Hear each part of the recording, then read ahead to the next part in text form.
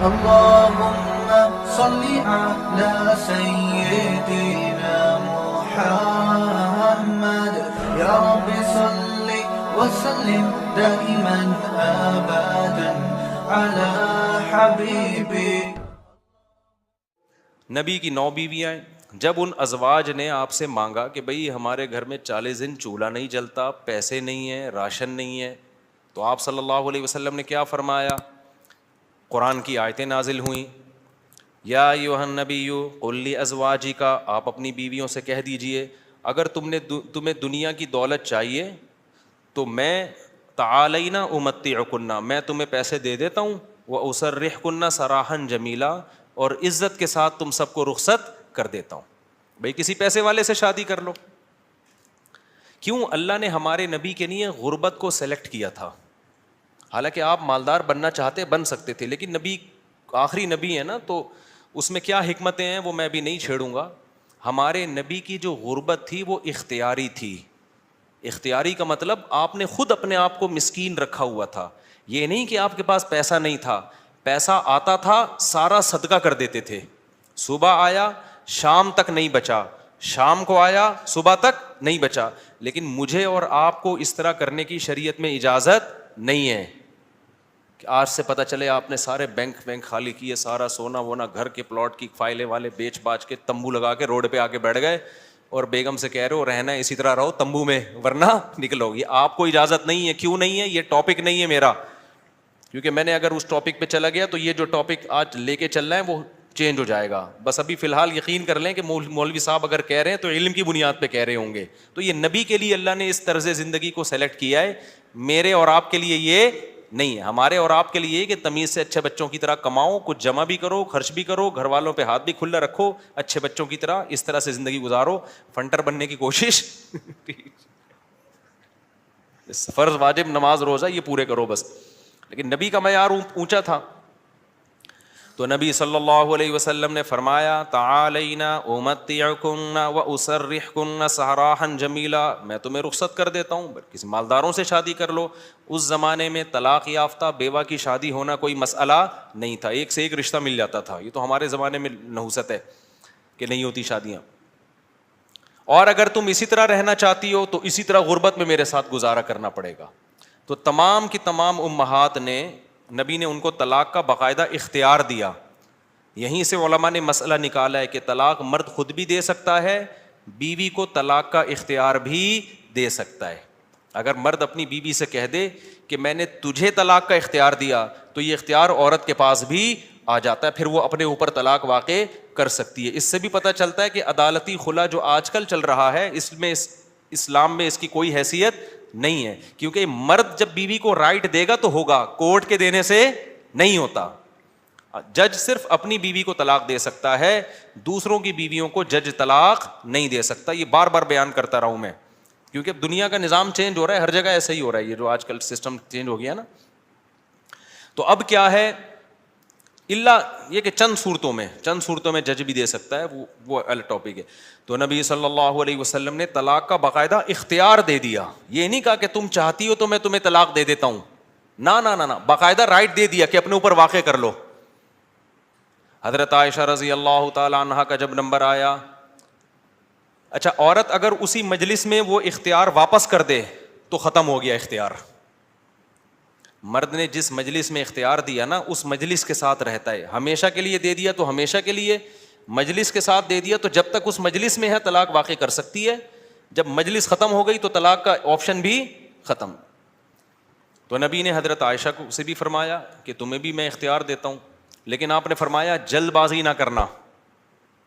کیا مطلب؟ جلدی میں یہ نہیں کہہ دینا کہ بھائی مجھے نبی قبول ہیں، ایسا نہ ہو. کم عمر تھی نا حضرت عائشہ، ایسا نہ ہو جلد بازی میں فیصلہ کرو پھر دوبارہ کل فاقے پڑیں، پھر بولو بھائی کہ یہ میں نے فیصلہ کیا تھا، غلط کر دیا تھا. اس لیے آپ نے فرمایا اپنے گھر میں پہلے مشورہ کر لو.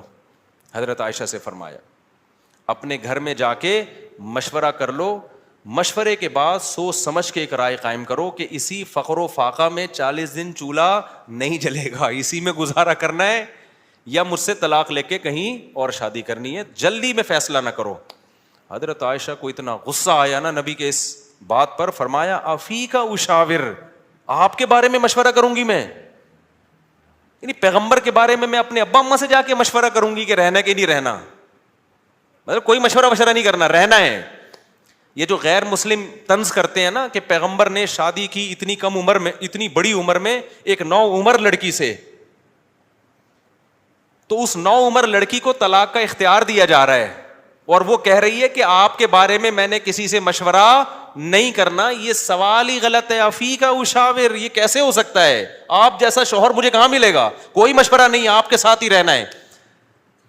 تو یہ غیر مسلم جو اعتراض کرتے ہیں نا نبی پر, یہ مدعی سست اور گواہ چست, جس کے حق کی بات کر رہے ہیں حضرت عائشہ کی کہ معاذ اللہ ان کے ساتھ ظلم ہو گیا کہ کم عمر میں اتنی بڑی عمر سے شادی کرا دی ان کی. اس کم عمر کو تو یہ احساس نہیں ہو رہا, ان کو تو یہ ہو رہا ہے کہ اس سے اچھا رشتہ میرے لیے اس کائنات میں کوئی نہیں ہے. ہندو اور عیسائی کو اعتراض ہو رہا ہے کہ بچی پہ کیا ہو گیا؟ ظلم ہو گیا. اس کو کہتے ہیں مدعی سست اور گواہ بولو چست. جیسے کہ آپ لوگ بالکل بھی چست لگ نہیں رہے ہو مجھے اس وقت تراویح کی وجہ سے.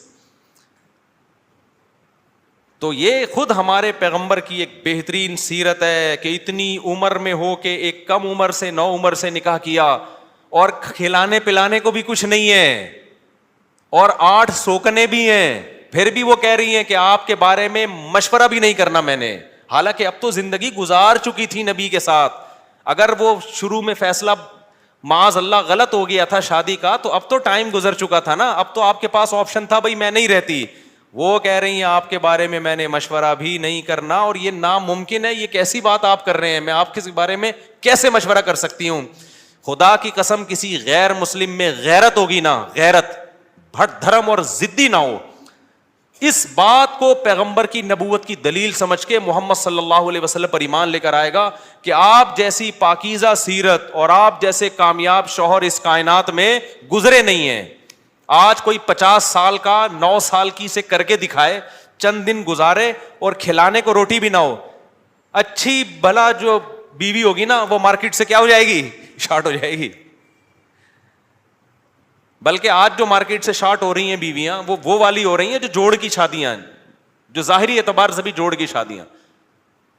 25 سال کے لڑکے کی 24 سال کی لڑکی سے شادی ہو رہی ہے, 25 سال کا یہ PhD بھی ہے, پروفیسر بھی ہے, اور کروڑ روپے کما بھی رہا ہے, اور بیگم غریب بھی ہے. پھر بھی جس دن مارکیٹ سے آٹا شارٹ ہوا, بیگم اسی دن مارکیٹ سے شارٹ ہو گئی.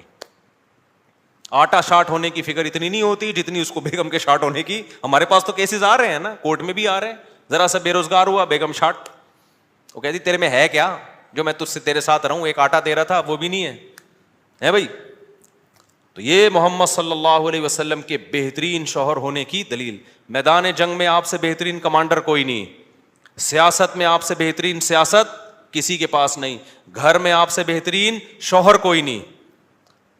ایک ہی وقت میں تمام بہترین صفات اللہ نے اکیلے محمد صلی اللہ علیہ وسلم میں جمع کر دی, جبکہ اسباب اور وسائل بالکل بھی نہیں ہے.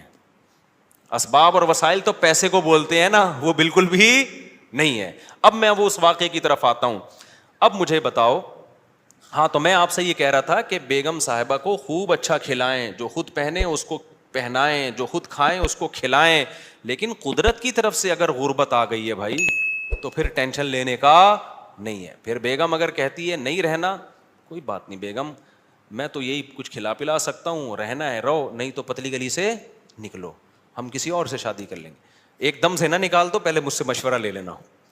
بعض دفعہ خواتین غصے میں بھی کہہ رہی ہوتی ہیں مجھے چھوڑ دو, ایک دم وہ غصے میں کہہ رہی ہوتی ہیں, 4 دن کے بعد ان کا موڈ بدل جاتا ہے. خود سے کچھ نہ کرو, مشورہ لے لیا کرو.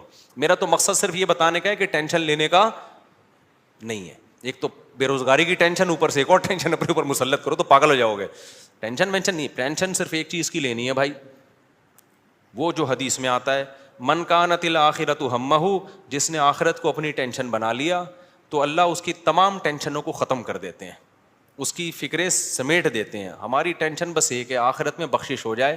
نہ بیگم ٹینشن ہے ہماری, نہ بچے ہماری ٹینشن ہے, نہ کوئی اور ہماری ٹینشن ہے, نہ گورنمنٹ ہماری ٹینشن. میری ٹینشن یہ ہے کہ مجھ سے قیامت کے دن سوال ہوگا, میں اس سوال میں پورا اترتا ہوں یا نہیں.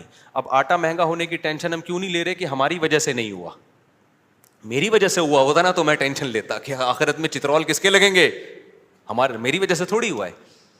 اب اگر ہمارے پاس وسائل ہیں تو مہنگا آٹا خریدیں گے, وسائل نہیں ہیں تو بیگم کو بولیں گے پاپے چائے میں ڈبو کے, پاپے بھی آٹے کے بنتے ہیں. آہستہ آہستہ, اللہ نہ کرے ہمیں وہ حالات نہ آئیں, ابھی تو اللہ کھلا پلا رہا ہے, لیکن اگر اللہ نہ کرے خدا نہ خواستہ ایسے حالات آئیں تو بھائی وہی گزارا کرو, 2-3 کھجوریں کھا لیا کرو صبح شام. مرتا نہیں ہے بھوک سے اتنی جلدی انسان, اور جب آپ بھوکے رہو گے نا ایک دم کولیسٹرول کم ہوگا, جوان ہو جاؤ گے. میں آپ کو بتاؤں, ابھی تو ڈاکٹر کہہ رہے ہیں کہ بھوکا رہنے سے بہتر کوئی جوان ہونے کا نسخہ نہیں ہے, تو ڈاکٹر بھی اس طرف آ گئے ہیں, اگرچہ کھا دبا کے رہے ہیں, وہ بھی مشورے اس طرح کے دے رہے ہیں. تو خیر, اب دیکھو حضرت ابو سعید خدری رضی اللہ تعالی عنہ نبی کے پاس آئے, سارا گھر لٹا دیا. ایسے موقع پہ جب کوئی آئے گا تو اس کو کیا مشورہ دیا جائے گا؟ بھائی سب سے زیادہ ان کو راشن دیا جائے, تسلیاں دی جائے. لیکن نبی کے سامنے آئے, ہاتھ پھیلایا, یا رسول اللہ میری ماں نے بھیجا ہے, باپ بھی شہید اور بھائی بھی شہید, اور احد میں آپ کی خاطر شہید ہوئے ہیں, آپ نے کہا تھا لڑائی کے لیے جاؤ. نبی نے فرمایا من یستعفف یعفہ اللہ, یاد رکھو جب تک آخرت میں ایمان نہیں ہے نا, غیرت کے علاوہ سب کچھ آئے گا آپ کے اندر. میں نے بڑے بڑے لالچی لوگ دیکھے, داڑیاں ٹوپیوں والے, ایسے نور ان کے چہروں پہ برس رہے ہوتے ہیں نا, آدمی کہتا ہے پتہ نہیں کہاں سے نور کی کریمیں لگائی ہیں اس نے. ایسے مکار لچڑ ہوتے ہیں نا کہ آپ کی سوچ ہے مذہب کا منجن بیچتے ہیں. میں نام لے کے بتا سکتا ہوں کون کون یہ کام کر رہا ہے, لیکن فتنہ کھڑا ہو جائے گا. نام لے کے بتا سکتا ہوں کون داڑھی ٹوپی کا منجن بیچ رہا ہے. ایسا نیک لگے گا جیسے اس سے وہ بات ایسی کرے گا, وہ اللہ رسول کے علاوہ کوئی بات ہی نہیں. مجھے ڈر لگتا ہے غصے میں کہیں میرے منہ سے نام نہ نکل جائے ان لوگوں کا, لیکن ایک بڑا فتنہ کھڑا ہو جائے گا, اس لیے نام نہیں لے رہا میں. اور یہ مذہبی لوگوں میں منجن بہت ہے, کیونکہ مذہب کے نام پہ نا منجن بکتا بڑی جلدی ہے. لوگ یقین کر لیتے ہیں حضرت جی اتنے نیک, ماشاءاللہ بغلیں بھی صاف حضرت کی, اور اتنے خوبصورت. تو یاد رکھو فراڈی آدمی کے لیے داڑھی رکھنا اور پگڑی پہننا کوئی مشکل کام نہیں ہے. فراڈی یہ کام کر بھائی داڑھی ٹوپی داڑھی رکھنا ضروری ہے, لیکن یہ بھی تو ہو سکتا ہے چور نے داڑھی رکھی ہو لوگوں کو الو بنانے کے لیے. مدرسے والے کبھی چور نہیں ہوتے, چور لوگ مدرسہ کھول لیتے ہیں کہ پیسہ آئے گا. بڑے بڑے ٹرسٹ چل رہے ہیں جو بڑے بڑے فراڈی ہیں, سارے ٹرسٹ فراڈی نہیں ہیں لیکن فراڈی ٹرسٹ بھی ہیں بہت سارے. مجھے خود ایک وکیل نے بتایا کہ جب کسی آدمی کو کروڑ پتی بننا ہوتا ہے نا, اور گاڑیاں منگوانی ہوتی ہیں کسٹم پے کیے بغیر, تو وہ ٹرسٹ کھول لیتا ہے. اس نے مجھے بتایا کتنے لوگوں نے ٹرسٹ کھولے ہوئے پاکستان میں, دبا کے نوٹ چھاپ رہے ہیں. تو یہ دھندے پاکستان میں سب سے زیادہ ہوتے ہیں, دنیا میں اتنے زیادہ بولو نہیں ہوتے. لیکن ہماری قوم اندھی ہے خدا کی قسم, غصہ آ رہا ہے مجھے. اور رمضان میں تو طبیعت سے چورن بکتا ہے, اٹھا اٹھا کے پھینک رہے ہیں پیسے, یہ لے یہ لے یہ لے. ابے دیکھ نہیں رہے یار یہ کیا کر رہا ہے, یہ اتنا اندھا اعتماد. تمہیں اللہ نے ایک پیسے کی نعمت دی, اس کو برباد تو نہ کرو نا تم. ایک اور کام رمضان میں ذہن میں رکھو, موضوع سے ہٹ رہا ہوں فوراً آ رہا ہوں پھر اس طرف. ایک اور کام, کیونکہ رمضان میں منجن زیادہ بکتا ہے. دیکھو دینی مدرسوں کا جتنا میں قائل ہوں نا آپ نہیں قائل. میں اگر یہاں بیٹھا ہوں تو مدرسوں کی وجہ سے بیٹھا ہوں, اللہ مجھ سے جو ٹوٹا پھوٹا دین کا کام لے رہا ہے. لیکن مدرسے میں چندہ دینے سے پہلے سوچو یہ قابل اعتماد مدرسہ ہے یا نہیں ہے. بہت دفعہ ایسا ہوتا ہے کہ آپ کو میں پیسہ کمانے کا طریقہ بتا رہا ہوں, غلط طریقہ. آپ اگر بے روزگار ہیں نا, پاکستان میں بے روزگاری ایک بہت بڑا مسئلہ ہے, لیکن یہ مسئلہ میں آپ کا 2 منٹ میں کیا کر رہا ہوں, ختم کر. جہنم میں تو جاؤ گے لیکن مسئلہ بے روزگاری کا ختم ہو جائے گا. آپ نے کیا کرنا ہے, آپ نے ایک زمین خریدیں, وہ بھی چندے کے پیسوں سے.